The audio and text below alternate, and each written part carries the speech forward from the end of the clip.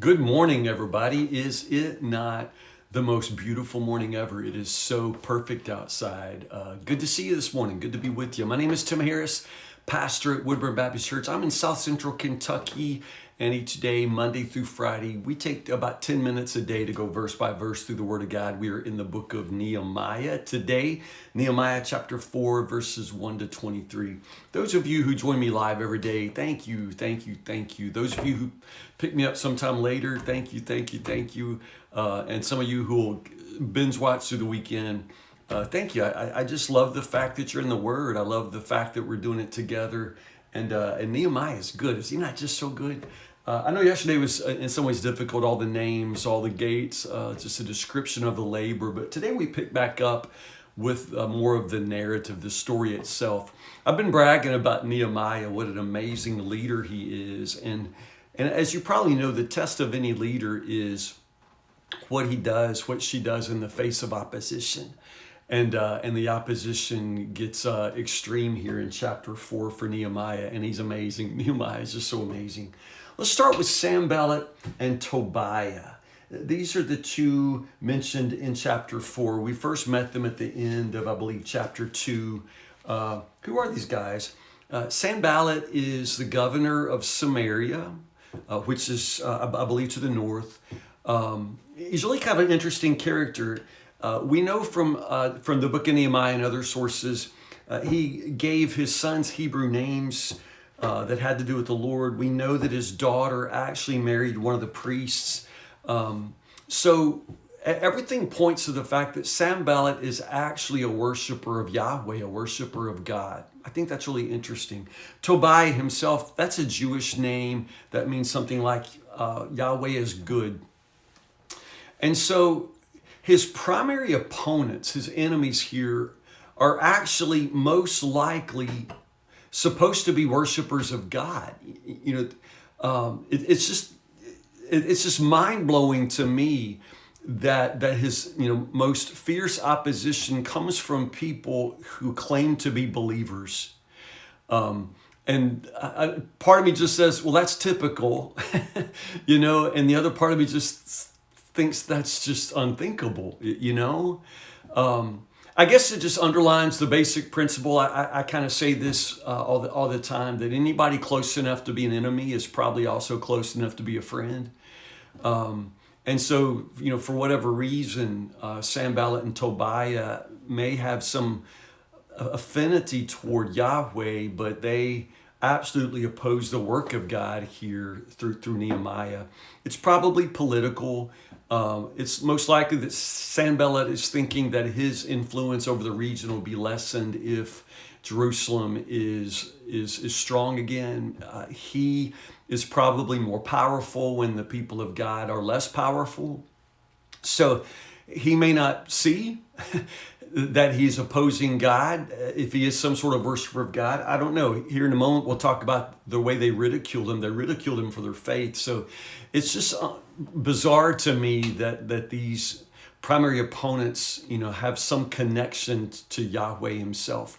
But at any rate, in the beginning of chapter 4, the opposition begins. Take a look. They're starting about verse 2. First, it's sort of this campaign of ridicule. If somebody wants to destroy you, somebody wants to discourage you, just to make fun, just to ridicule, to minimize your labor through mockery is actually a pretty effective way of bringing people down, and that's how they start. What does this bunch of poor, feeble Jews think they're doing? Again, the hard thing about this kind of ridicule is that it mixes truth and half-truth and misinformation all at the same time.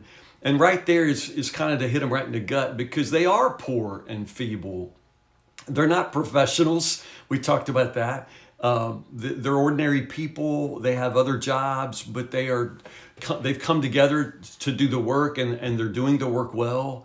But that voice, inside that says, you can't do this. Who are you to do this? You're nobody. You're weak. And then to have that echoed by enemies is just really kind of a devastating kind of stereo ridicule, and it comes from inside you and then outside, and that's kind of what's happening here. Who are these poor, feeble Jews? And then the next one, do they think they can build a wall in a single day by offering a few sacrifices? It's a hard verse to translate in the Hebrew, but one way or the other, the idea is they're ridiculing them because of this mix of this project, this building project, and then their faith. They obviously are doing this for the Lord. They're doing it in the Lord's strength. They're doing this as an act of worship. And so, the enemies are opposing that. They're ridiculing that. Y'all think y'all just gonna pray that wall up? You just gonna worship and that wall's gonna build itself? It's that kind of thing. It's ridiculing that faith mixed with work, which characterizes actually the momentum that the people of God have. Do they actually think that they can make something out of stones from a rubbish heap, and charred ones at that? Again, they're basically rebuilding the wall from the stones that are in the rubble heap, and now they're being ridiculed for that as well. Some of those stones are probably burned and destroyed, and you gonna build a wall out of that mess, So again, it's just this ridicule, and make no mistake, there's incredible effectiveness sometimes in that. You don't really have to necessarily mount a war, a campaign of violence. You can just mostly stand back and minimize people through mockery, and that's their first campaign. And then Tobiah jumps in. Man, I tell you, if a rabbit, hopped over that, he could knock it down. A small animal could knock that down. It's actually not true. Archaeologists have discovered parts of Nehemiah's wall. It's 9 feet thick. So you must not think that this really was some sort of Bible school project made out of popsicle sticks. They may not have been engineers, and stonemasons, but they built a very, very effective wall. If they weren't effective, the enemy wouldn't come to attack them. And so verse 4, what's Nehemiah do? Does he fight back? Because I would. Does he yell back? Because I probably would. But no. He just prays.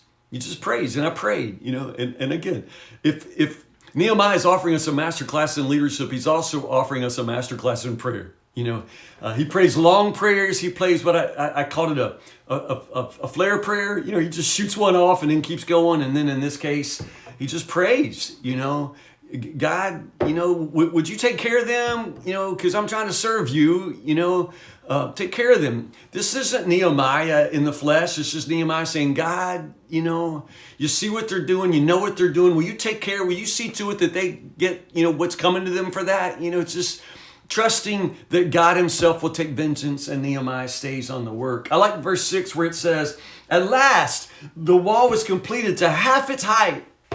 So it's the halfway mark, which is exciting. But I don't know about you, but I always feel like the second half of a job is much more difficult, much more difficult. And so the opposition just continues to mount.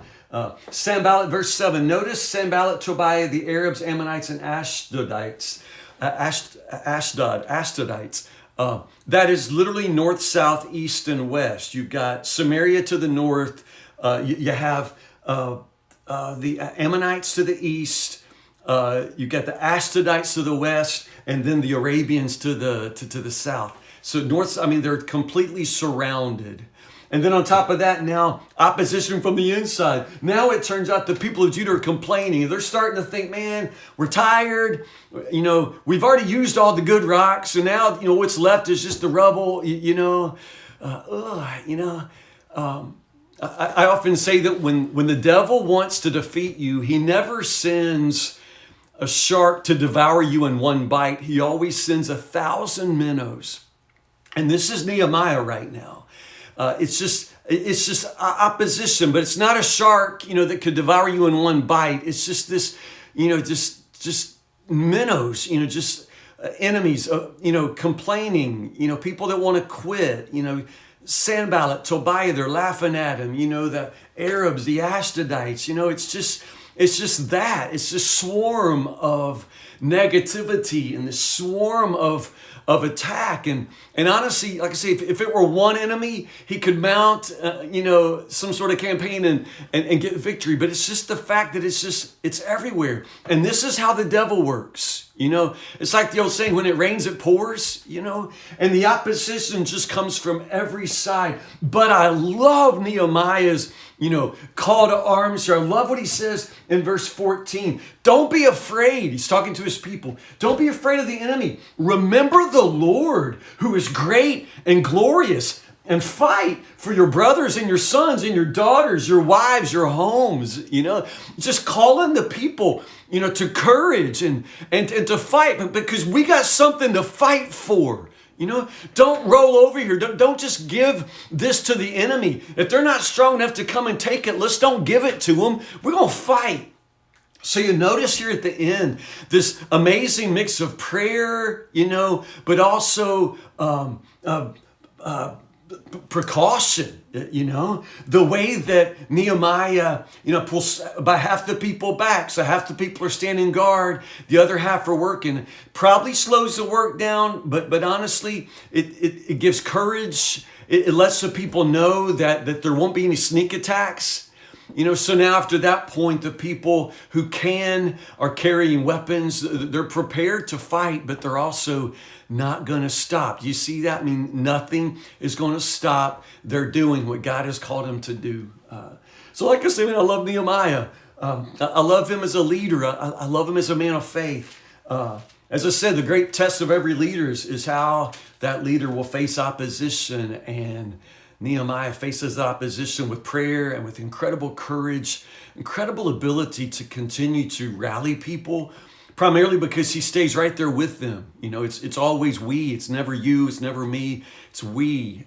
Nehemiah, the great leader who works beside the people, stands with the people, and fights with the people. I love it. We'll pick up here tomorrow, chapter 5, verses 1 to 19. Nehemiah chapter 5, verses 1 to 19. It's a beautiful, beautiful Thursday, a day that the Lord has made. So enjoy it. Stay in the Word and stay close to God. He loves you so much, and I love you too. I'll see you in the morning, Lord willing, 10 o'clock for 10 with Tim. Have a good day, you guys.